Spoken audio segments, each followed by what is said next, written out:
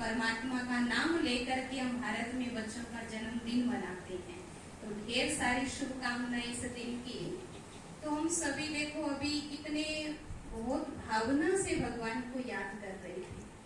वैसे नॉर्मल तरीके से जब हम बैठते हैं तो क्या कहते हैं कि मन एकाग्र नहीं होता है, यही कहते हैं ना, जब बैठते हैं ध्यान लगाने तो इधर उधर भागता है।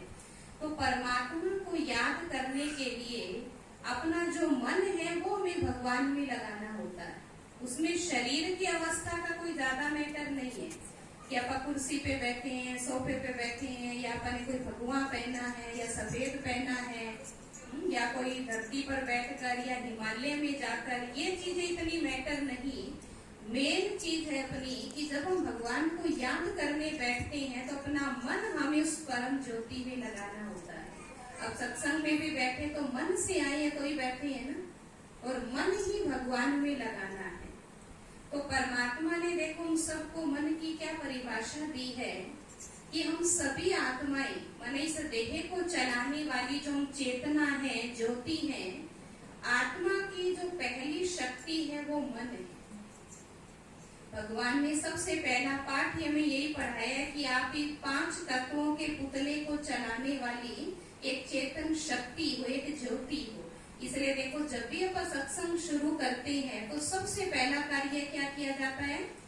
दरबार लगाने के बाद ज्योत जगाई जाती है। तो ये ज्योति हमारी आत्मा की निशानी है, आत्मा का यादगार है। तो जब आत्मा की ज्योति जगती है तो हमारी आत्मा की 3 शक्तियां हैं जो अपने जीवन को चलाती। आत्मा की पहली शक्ति है मन, आत्मा की दूसरी शक्ति है बुद्धि, और आत्मा की तीसरी शक्ति है संस्कार। दुनिया में भी देखो देश का सिस्टम चलाने के लिए प्रधानमंत्री है, प्रधानमंत्री के आगे अलग अलग मंत्री होते हैं। कोई शिक्षा मंत्री है, कोई वित्त मंत्री है, कोई गृह मंत्री है, कोई परिवहन मंत्री है, सबको अलग अलग डिपार्टमेंट मिले होते हैं, लेकिन सारी मेन पावर किसके पास है? प्रधानमंत्री के पास है। हमारी जो आत्मा है वो इस देह की मालिक है। आत्मा रोल कर रही है, शरीर के माध्यम से अपना पार्ट बजा रही है। तो आत्मा भी अपना जो कार्य है, सोचने का, कर्म करने का, निर्णय लेने का, वो 3 मंत्रियों में बांट रखा है उसने। और वो आत्मा की 3 शक्तियां कौन सी है अभी बताई? मन, बुद्धि और संस्कार। सबसे मूल काम है मन का। हम सुबह से उठते हैं, रात को सोते हैं, इतने क्या करते हैं? चिंतन करते हैं, है ना। मन का काम सोचना है। मन कभी शून्य नहीं होता है। हाँ, जितना कम सोचेंगे उतना अपना मन शांत रहता है। साइंस की रिसर्च में कहते हैं कि अपने मन में 1 मिनट में 30 से 40 विचार चलते हैं। 1 मिनट के अंदर जितना हम परमात्मा को याद करते हैं, शुभ चिंतन करते हैं, उतना हमारे विचारों की गति कम होती जाती है। जितना कम होगी, 30 से 25 हुई, तो उसको कहते हैं कि मन की गति शांत हो। तब कहते हैं हमारा मन बड़ा शांत हो गया। और यही जब अपन चिंता करने लगते हैं, कोई बात का डिप्रेशन आ गया, डिप्रेशन माना फिर तो गति इतनी तेज बढ़ जाती है कि कंट्रोल ही नहीं होता हमारे से। जितने ज्यादा विचार चलते जाते हैं तो क्या कहते हैं हम? टेंशन हो रही है मेरे को, है ना। मन रुकता नहीं है, उसकी गति जो है वो तेज बढ़ती जाती है, ज्यादा विचार चलते जाते हैं। अपने मन के अंदर 4 प्रकार के विचार चलते हैं। अब सभी को नोट करनी है ये चीज। देखो 4 प्रकार के विचार कौन से हैं?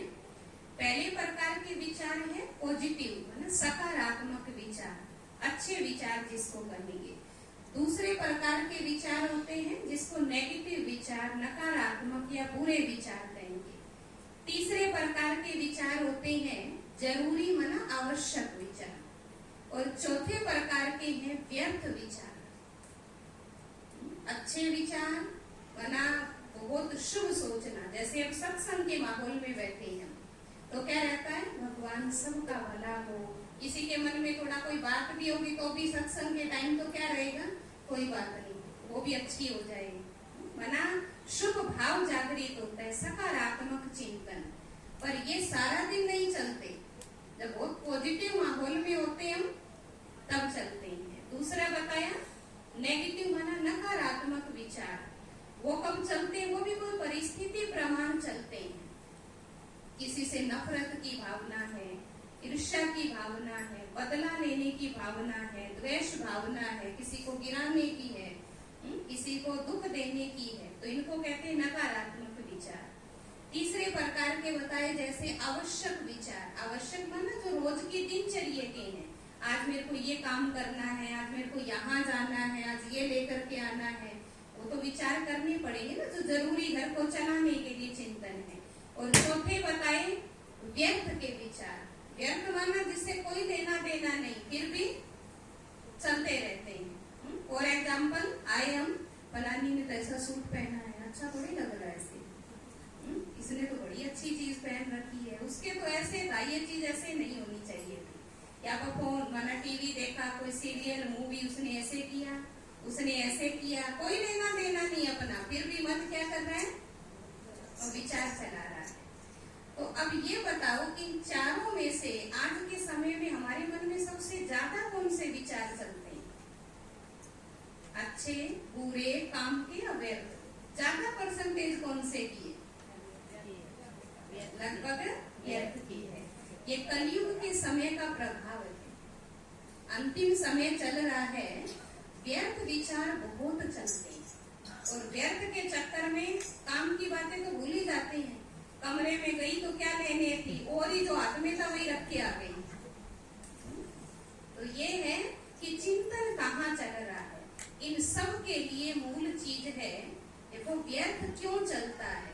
एक कहावत है, खाली मन शैतान का है, वरना मन को काम नहीं देते आपा, तो वो इधर उधर दौड़ता है। अब बच्चे को कोई एक काम लगा दो, अच्छा खिलौना कोई चीज दे दो, वो एकाग्रता से कई देर खेलता रहेगा। उसको कुछ नहीं दिया तो सारे घर में चक्कर लगाएगा। वो क्यों? खाली है, उसको कोई काम नहीं मिला हुआ ना। तो मन जो है वो आत्मा की एक शक्ति है। हम कहते हैं ना मन हमारे वश में नहीं है, कहने में तो कहते हैं कि मेरा मन है, ये कहते हैं ना, मैं मन हूँ, ये नहीं कहते हम, तो ये कहते हैं कि मैं मन हूँ। क्या कहते हैं? मेरा माना मैं आत्मा मालिक हूँ। तो जब हम अपनी सीट को भूल जाते हैं कि मैं आत्मा ज्योति हूँ, मन तो मेरा है ना।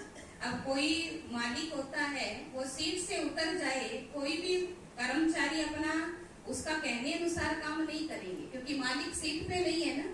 और मालिक सीट पे है तो सारे उसका ऑर्डर मानेंगे, मालिक नहीं है तो सब अपनी अपनी मनमानी करते हैं। तो यही हाल हमारा है कि हम अपने आप को भूल गए हैं कि मैं आत्मा इस देह को चलाने वाली मालिक हूँ, मन मेरा है। दूसरा, इस मन को हम शुभ स्वमान देंगे।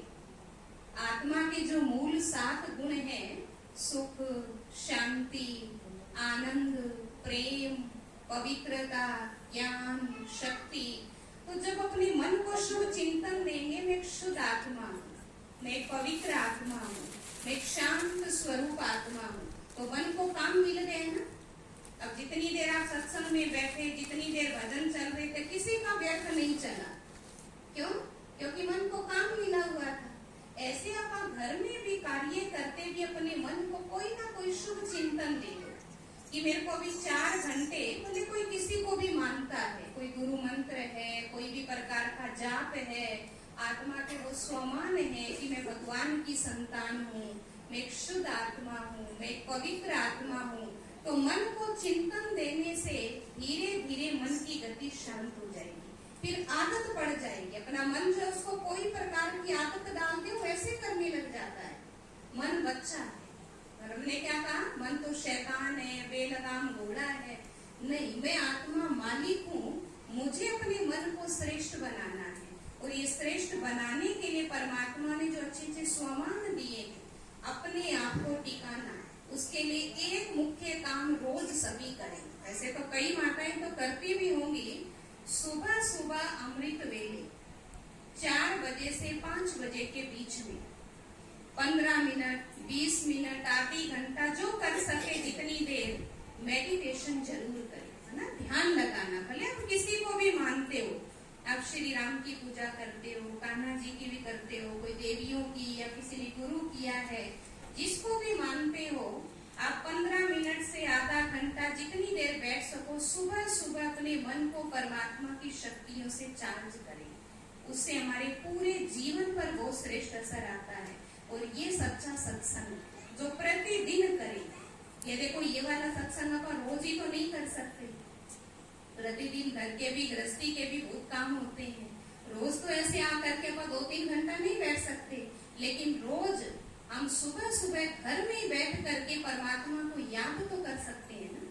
उसके लिए नहीं कहीं जाने की जरूरत, ना कोई खर्चा, ना कोई समय, घर का काम भी नहीं होता उस समय। तो प्रतिदिन अपना 15 मिनट 20 मिनट या आधा घंटा निकाल करके आत्मा की बैटरी को परमात्मा की शक्तियों से चार्ज करें। ठीक है, आज के सत्संग से ये सौगात लेकर के जानिए।